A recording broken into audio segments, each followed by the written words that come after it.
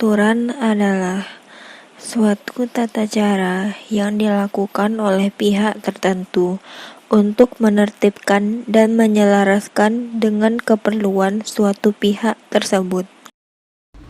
Peraturan selama pandemi COVID-19. 1. Memakai masker. Jika kita keluar dari rumah, kita harus memakai masker. 2. Social distancing. Pastikan kita selalu menjaga jarak dengan orang lain. 3. Selalu mencuci tangan. Di masa sekarang, kita diharuskan untuk mencuci tangan, apalagi jika setelah memegang suatu benda. 4.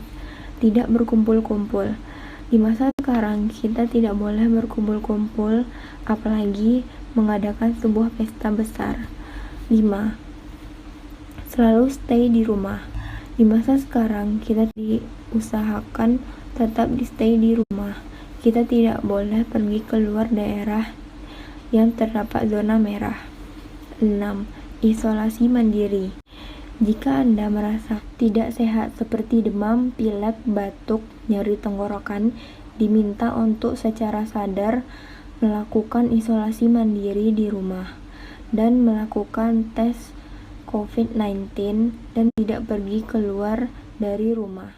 Penyebaran corona makin menggila. Indonesia bahkan menjadi negara kawasan Asia Tenggara yang memiliki pasien COVID-19 terbanyak.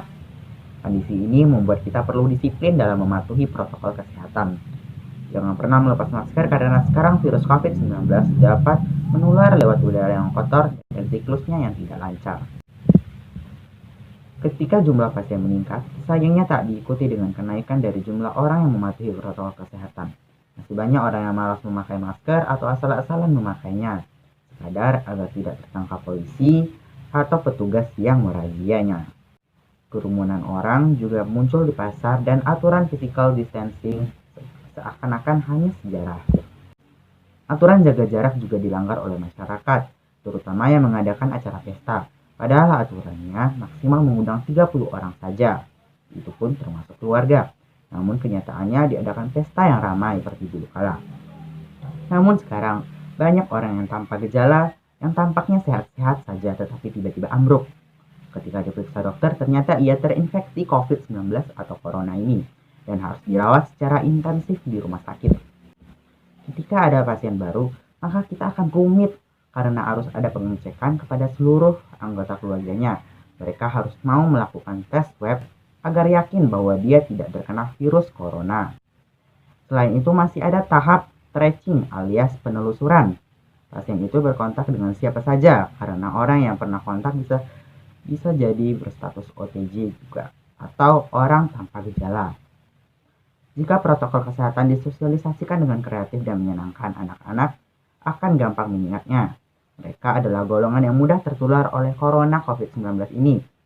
Jika kita harus perkenalkan bagaimana cara mencuci tangan, menjaga jarak, menjauhi kerumunan, dan sebagainya.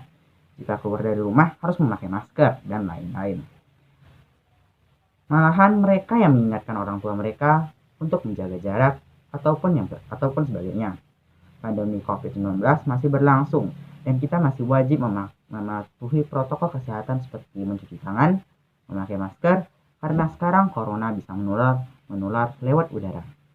Lagi pula protokol kesehatan dibuat agar kita semua selamat dari penularan COVID-19 ini. Tanya jawab tentang protokol kesehatan. 1. Mengapa menjaga jarak penting? Menjaga jarak penting karena droplet yang keluar saat kamu batuk jika tanpa masker bisa meluncur sampai 2 meter. Saat berbicara tanpa masker, aerosol atau uap air bisa meluncur sejauh 2 meter. Saat bersin tanpa masker, droplet bisa meluncur sejauh 6 meter. Dengan menjaga jarak, kamu bisa mengurangi risiko tertular atau menulari. 2. Apa hal penting yang dapat dilakukan untuk menjaga jarak? Hal penting yang didapatkan yaitu menghindari kerumunan, menghindari penggunaan transportasi yang tidak memenuhi standar protokol kesehatan, mengurangi aktivitas dalam ruangan ber-AC yang tertutup dan banyak orang dalam waktu lebih dari 2 jam. 3. Apa faktor yang dipertimbangkan ketika harus keluar rumah? Faktor-faktor yang harus dipertimbangkan ketika terpaksa harus keluar rumah adalah faktor siapa. Maksudnya, semakin banyak bertemu orang, makin berisiko tertular, apalagi bertemu dengan mereka yang tidak mematuhi protokol kesehatan COVID-19. Faktor di mana? Apa di tempat umum, tempat privat, tempat terbuka, tempat tertutup? Tempat umum yang tertutup paling berisiko sebagai tempat penularan. Faktor bagaimana? Apakah ada upaya mencari ruang untuk menjaga jarak? Makin kecil ruang untuk menjaga jarak, makin berisiko sebagai tempat penularan.